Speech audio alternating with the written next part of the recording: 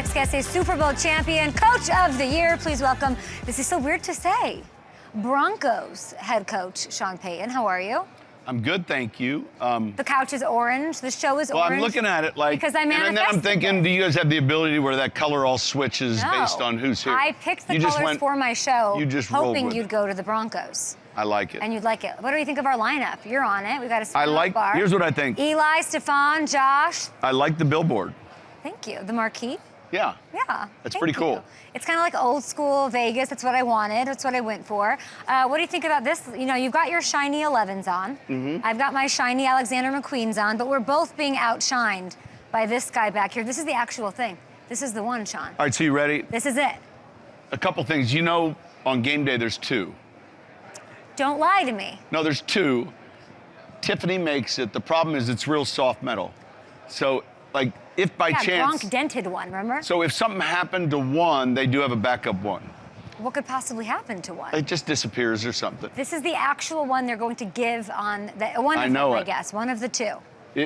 And then it'll hang with the players and call it a week or so, and then they return it with a bunch of marks on it. Yeah. And then they put the engraving and everything else on it. I mean, Tom Brady's like throwing it off a boat to the other boat. That's the whole thing. When you look at this thing, what does it do to you? Be honest.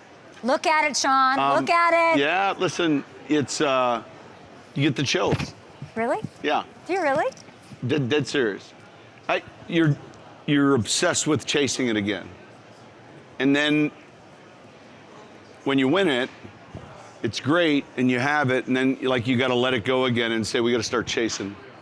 So, I think the only thing that would make it better is if it was just one, like the Stanley Cup, and it had to go back. Yeah, you want more gravitas, more history.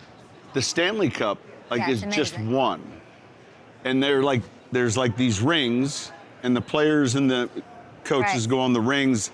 And then after a ring fills up, it goes up a level. Yeah. Up a level. And then it goes into the Hall of Fame. And so, but yeah, that means a lot. I feel like you're like, you know, this is like the ring in Lord of the Rings. Like it's being you're being drawn to it right now. It is, and it's like your fingerprint, it's real soft metal. It's real soft metal. I love that you know that Tiffany makes it. Tiffany made, this is the last. You're such a psychopath. This is the last Tiffany ring. You're a madman when it comes to details, and it's why you're as great as you are. We're going to talk a little Broncos here, but I think I would like to see you in a booth one day, long time from now, after you've won another couple of these.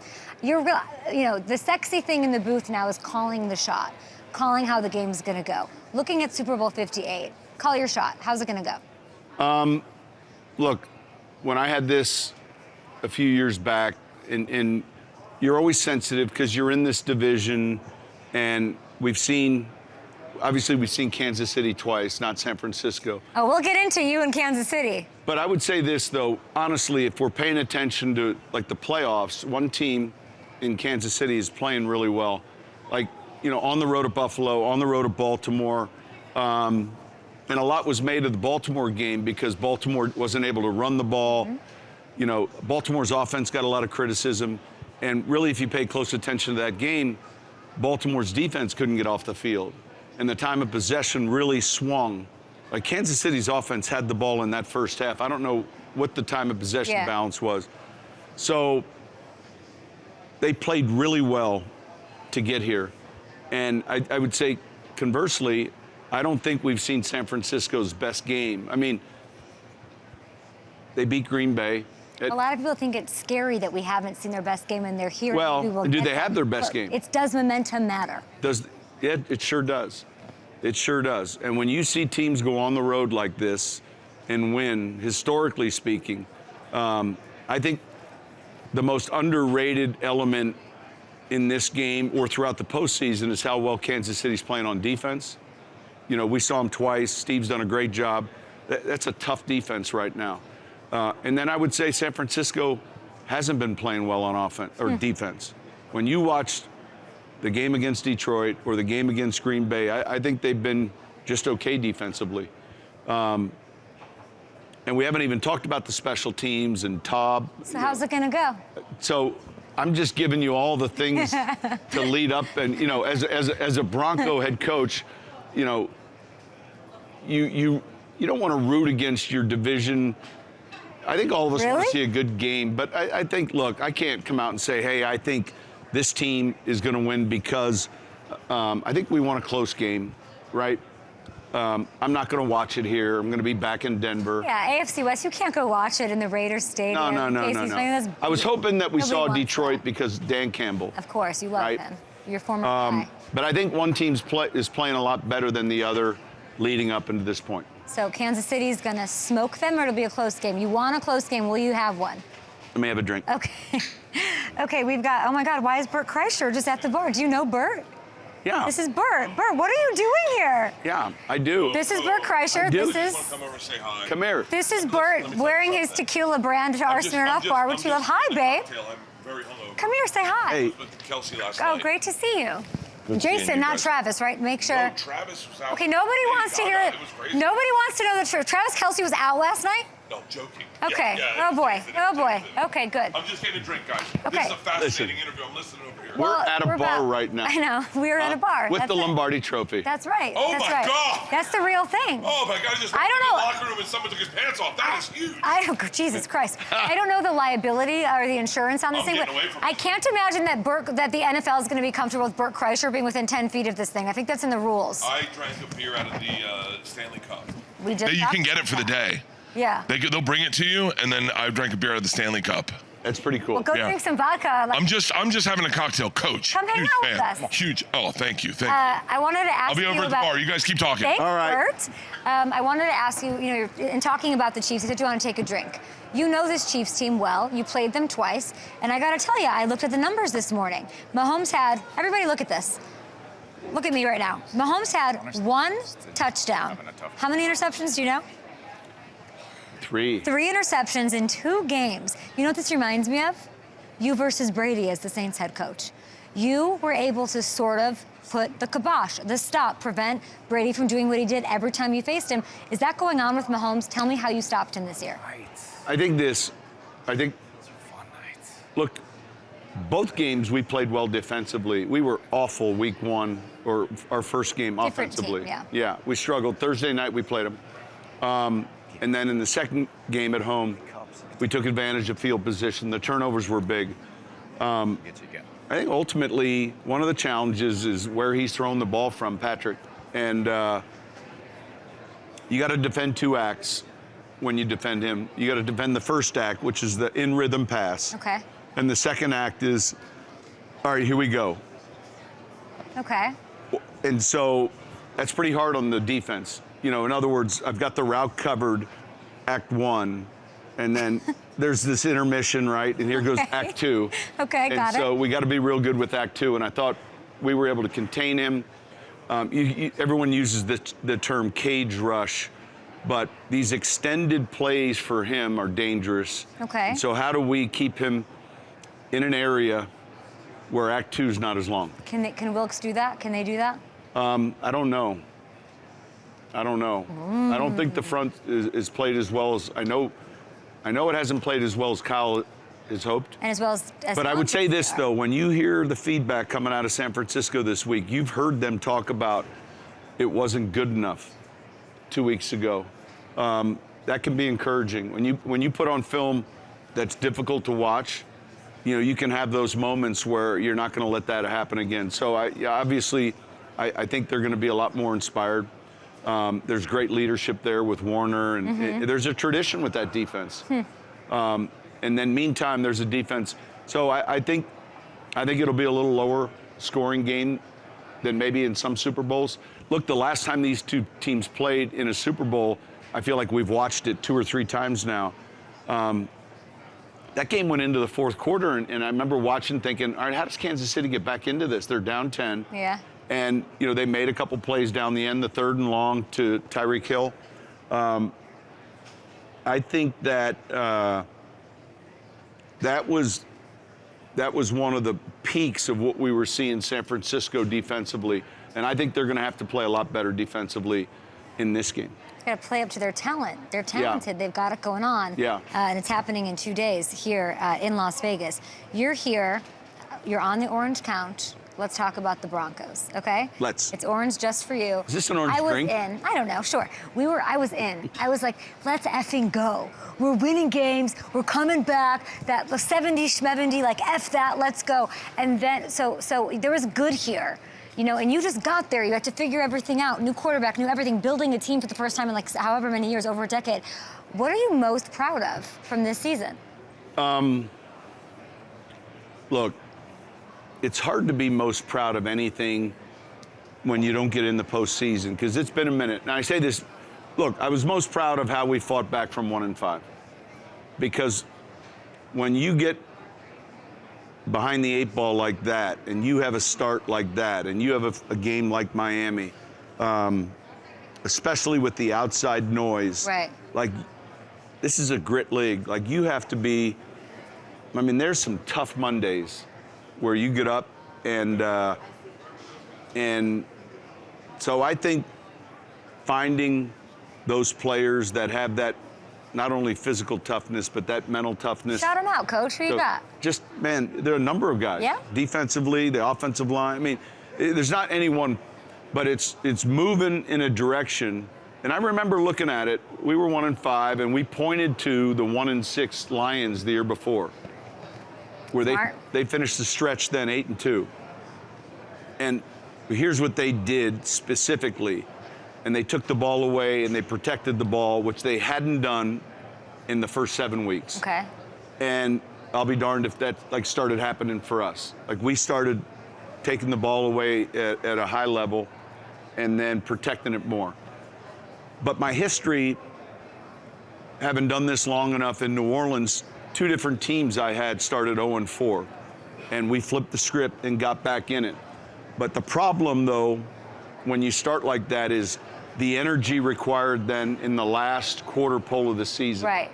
And in both those cases, Timing it ended matters. up being the same as Denver. Like, the energy required to get above water, and then it's like, man, it's still hard to swim back to shore. Yeah, but now you're above water, Coach. You're above water. So look, let's go. here we go. Let's go. Here we go. Are you such a maniac that you're already? I mean, I saw you're making tweaks to the front office. I'm Right. gonna steal that phrase. I'm gonna steal that phrase. The energy to get above water, but you still have to swim back. Sure, Coach. That is like. Did you think you were going to church this morning? I'm sitting here having a cocktail, Church listening to you coffee. preach. This is absolutely magic. Amazing. I will steal that. I'm going to say that to my wife. We're fighting right now, and I It's feel taking like a lot I'm just of trying to get above energy. water, and I still have to swim to shore. I slipped to the shore. Just help me swim to shore. Help me swim to shore. Don't you All want right, to know keep about, going. You guys keep talking. Hold on. Don't you want to know about Russell Wilson? Yes, of course. Should I ask? Yeah, yes. Russell Wilson, let's take a drink. Let's talk about the, not even the experience. How does the experience end, Coach? How does it end? Fair question. I think this,